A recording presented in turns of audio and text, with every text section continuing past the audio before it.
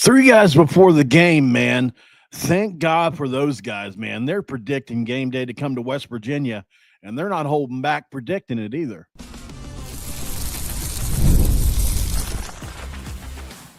You are Locked On West Virginia, your daily podcast on the West Virginia Mountaineers, part of the Locked On Podcast Network, your team every day. What's up, guys? Welcome back in. My name is Mountaineer Paul. I am your host. This is Locked On West Virginia, baby. Well, we're talking about the Mountaineers again today with some bad, some good, a little bit in between, right? Thank you guys for joining in, by the way, and hope you had a great evening and morning and afternoon so far. I've had a good one myself. I slept in today a little bit and recharged a little, done a lot of videos here lately. Thank you guys for making Locked On West Virginia your first listen and for being a part of the Locked On Podcast Network. We talk about your team, the Mountaineers, every single day. Three guys before the game. We all know these guys, right? They are literally at the pinnacle of what you would consider to be Mountaineer media, right? It's Tony Caridi. He's the voice of West Virginia football for literally 40 years.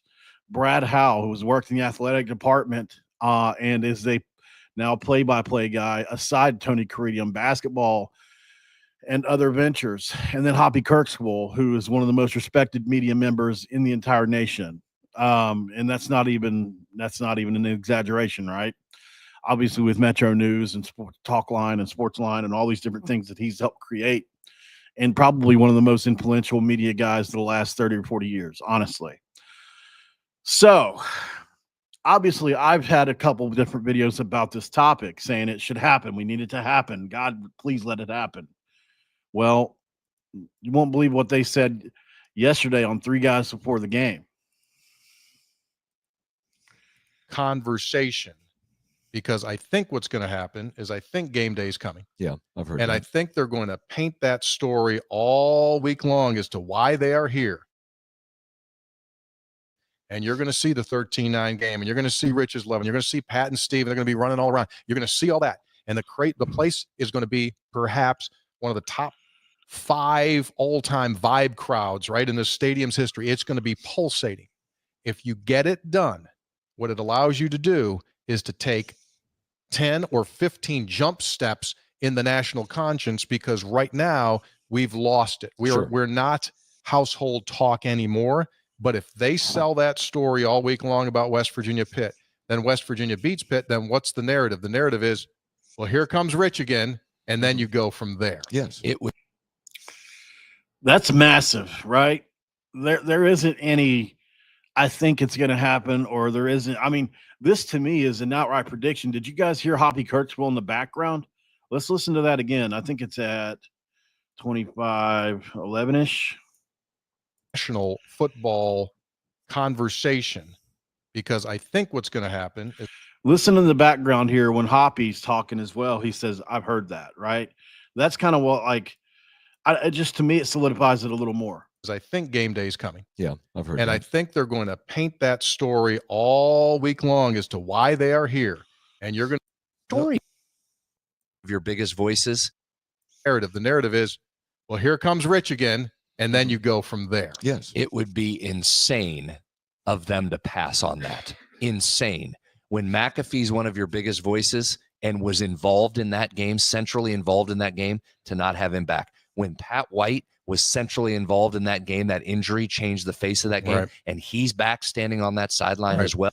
I don't want to play the whole episode, guys, but it's, I was ready to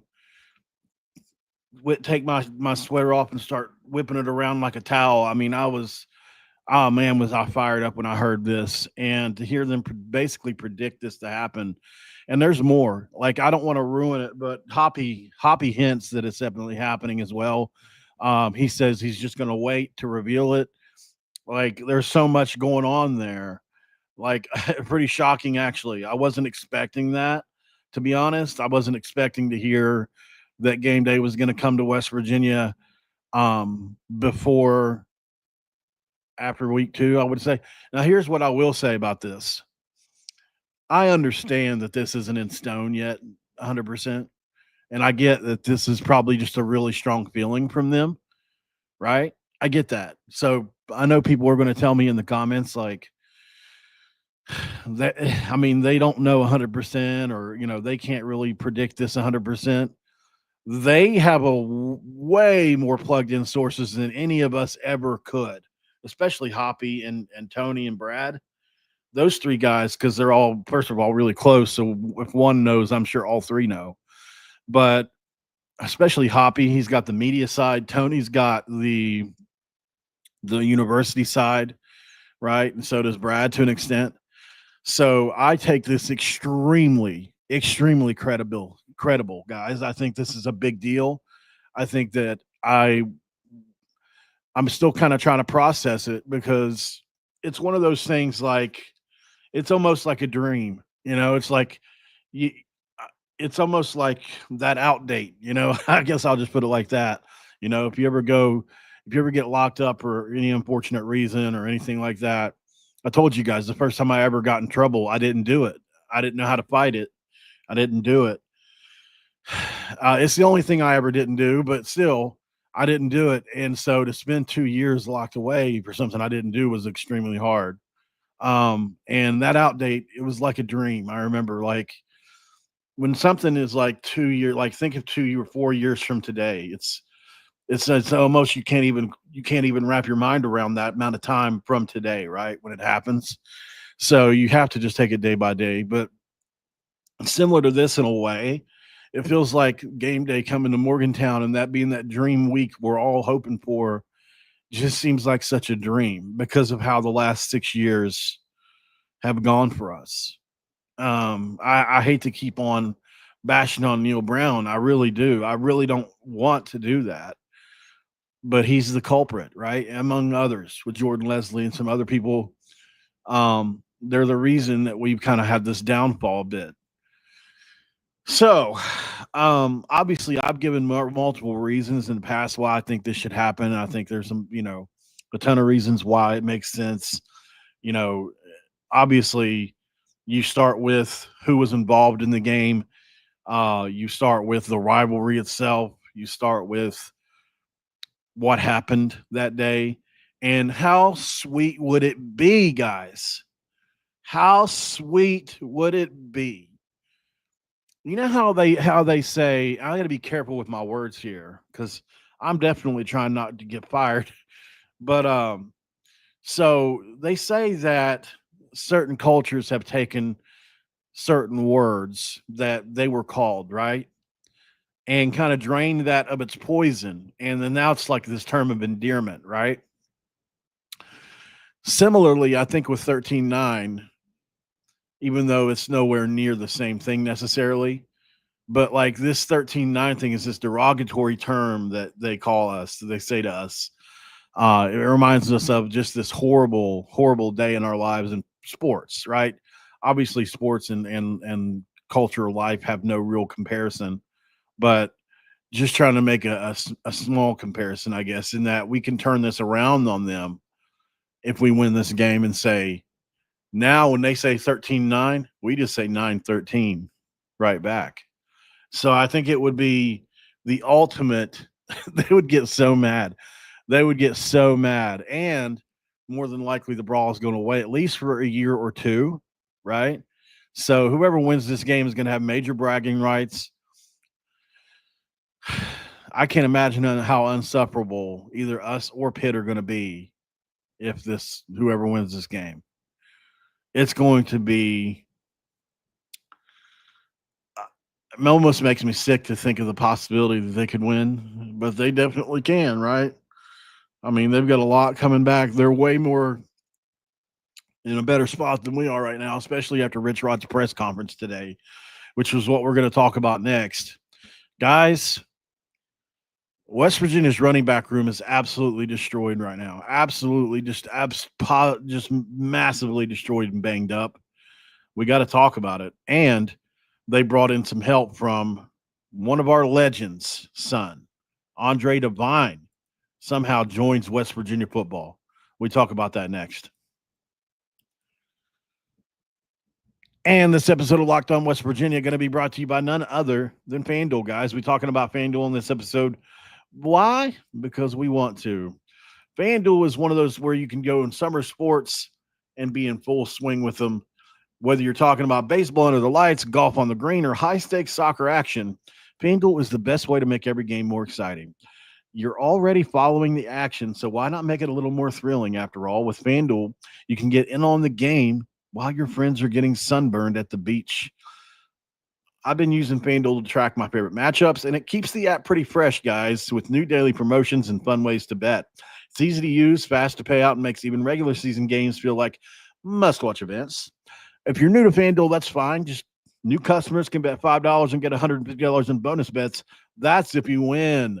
Make sure you head to FanDuel today to get started, guys. Open the app and get started. Don't do it now. Do it yesterday. All right, in segment 2,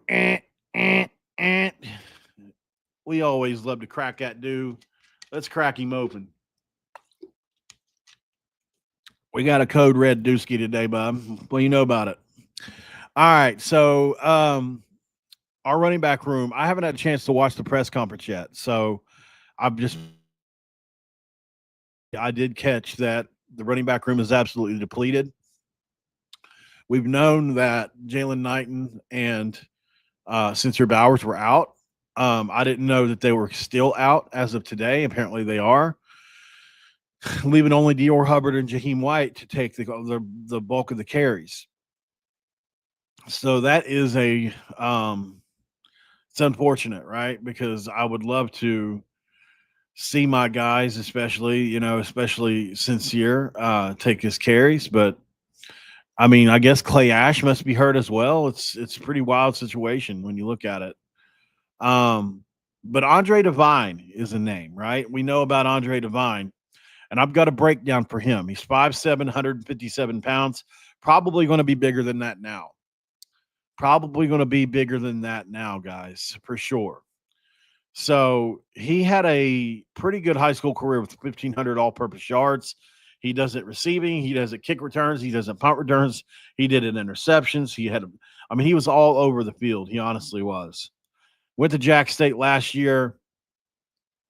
So, from what I could see, he didn't have a ton of – I don't think he played much at all. So, what we'll do is we'll just go ahead and do the hard edge meter for him and talk about some of his potential because he does have a lot. We've got tape we're going to watch on him as well. His speed, he's got elite speed and burst. That's one thing he does have, just like his dad. I give him a 9.5 in speed and burst, right? It's definitely evident if you look at his track background, and his dad's obviously got that sub 4.40 pedigree as well. He's got a really good agility like his dad as well. I've given him a 9.0 there. His build vision's pretty good. I think it's solid, definitely in finding holes and contribution on returns and receptions. But, he doesn't have a ton of volume there, right? So I give him an 8.0 out of 10. Power and strength, he doesn't have a ton. He's got a small frame that limits breaking tackles. He relies more on speed than physicality. So that's a 6 out of 10. And toughness. I think he played through a very competitive Florida schedule with minimal fumbles. And he's got that family legacy to lean on as well. We know Noel was tough as nails, so we give that a 7.5 out of 10. For a total composite score of 40 out of 50, I think he is solid edged. He's moving into hard edge territory, and I think Rich Rod will be the one to get him there. Let's get to some tape on it, guys. So Andre Devine is a kid that has so much upside. He really does. He's got a lot of ability. I think travel perks for work days. You can play him in slot. You can play him at kick return. You can play him at running back. He can do a little bit of everything for you for sure. As you can see here. And he played on defense as well. So, but I mean, here he is in punt return action. As you can see here, this is in Florida. So a lot of talent on the field. He catches this thing and watch him weave and move and bob out of traffic, right? Juke move, breaks through a little hole there. As you can see, he's very small in stature. But, I mean, once he gets in the open field, he's quicker than a hiccup for sure. Nice little touchdown there on the punt return. Here he is in the slot, which is I think this is where he'll be good, is on these kind of plays here, in my opinion. And as you can see, once he gets in the open field, he's got some pretty good speed to burst out of there. I don't know where he runs at, but I would say it's pretty good. In my opinion, I think on some of these slot routes and different things, I think this is where he'll be really good at as well. I don't know. I guess they're going to bring him in at running back. I mean, I understand why. I just, I don't know how ready he is, honestly, but man, is he good at all things, whether it's in the backfield or out receiver, either or, this kid can absolutely make an impact, and definitely at the return game as well. As you can see, he's got enough speed, right? I don't know where it's at. I don't have a clue. I'm assuming in that 4.5 to 4.4 range, probably, but he could be a little bit slower. I just, when you watch him run, sometimes you think, maybe he's like a 4.5, 4.6 guy. Sometimes, but then other times you're like, I don't know, maybe he's 4.4. He got very elusive as well, and he just makes plays. When you, at the end of the day, when you look at it, this is 4th and 7, right? Here he is on a little post route. He bends the route inside, makes a nice catch, and makes a nice first down play. Here he is on defense as well, playing different kind of nickel position here, and that's an easy pick for him, easy any day of the week. Here he is in the running back spot, which is where he's going to be playing at West Virginia. And as you can see, he runs pretty tough for a kid his size, and he's got great vision. And once he sees it, he gone, baby. So Noel, man, is very lucky to have his son on board. I know this is something they tried under Neil Brown, and this is something I actually did an episode on, because at the time I was saying I thought we should have brought this kid in. I know that he's definitely undersized like his dad was. He's definitely in, probably a little bit too small, some people's measure. But that's what they said about his dad too. And look at him. So, I mean, he can play a little bit. I don't know to what capacity he's going to get it. I mean, at this point, I guess he's our third running back since everybody's hurt. Hopefully it doesn't come to that. Glad to have him on the team, but I don't foresee him making a major impact unless he ends up being the third running back. If that's the case, he'll get a lot of carries. But depends on the health of these other two guys. And from what we heard from Rich Rod, that wasn't too bad. We heard that it was pretty good shape. So I'm assuming Knighton, I think, is still recovering from that offseason surgery, but I ain't sure. And then if you're talking about that's impressive. That right there is impressive from Andre Devine. This is the kind of thing, when I see this from him, this is what gets me pumped. Right here, right? You're in the backfield, you do a little stank leg, and you bounce that thing out, and then you outrun everybody to the corner, and you juke a couple guys, get down the field, and you get 40 out of nothing. That's what excites me about this kid. Here he is in the Wildcat. What a crazy play that was. That ain't gonna work in college, but it was a great play. And as you can see there, that's perfect. He just hits the hole. I mean, he does that. He does that really well, man. We'll continue to monitor this. I'm sure he's probably picked up. Here's another thing with a player like this.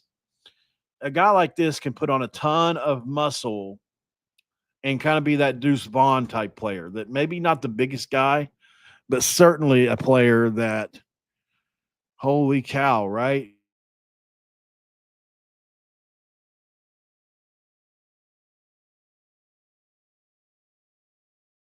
It was hide behind the offensive lineman, definitely make people look bad at times. We lost track for a second there. So definitely watching Andre Devine as he heads towards West Virginia. Let's go to break really quick, guys. On the other side, we'll put a bow on this one. All right, guys.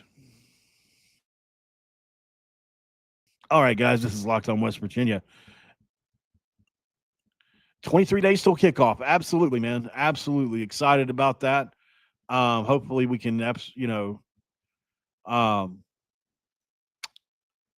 get healthy at the running back spot before we go to, Pitt. Obviously, I think we need to get healthy before all the games, but definitely the Brawl, right? We're going to need to be full depth for that game. I just don't understand. I guess non-contact injuries happen. But I just sometimes I don't understand how these kids get hurt so bad whenever you're just thudding. But I guess it can happen, you know. Especially, I'm not surprised. Like Sincere Bowers, he's just not going to be used to this. It's going to take a while. I should have thought of that, right? I didn't know it was going to be this intense though either. And Jalen Knighton already came in here nicked up, so I'm not too shocked on them. Now Clay Ash, I'm surprised that we haven't heard his name more. Not sure what's going on there either, but we'll continue to monitor, guys. I'm gonna go ahead and jump off here for this one. This is a short one, but we're going to do more today. I've got a lot of content to get to. I've got to watch press conferences. I've got to check some messages, different things like that. I did get a message from Aiden Bustle last night, thanking me for taking up for him and different things. A lot of people questioned him why he left West Virginia, questioning his toughness when that's not the situation. So I did want to mention that because I feel like he feels kind of betrayed that a lot of people are questioning his toughness as the reason for he left when it's actually a serious medical issue. I think a lot of people are going to feel really stupid whenever that comes out for how they've said and what they've said about him. And I won't be the one that forgets. I remember who said what, and I will absolutely call that BS out, man. I get it. You want to question a guy's toughness. It sounds cool. You think it looks cool. At the end of the day, it's not. All right, guys. I'll see you on the next one. Thanks for making Locked On West Virginia your first listen. We'll talk to you guys later. I'm out of here.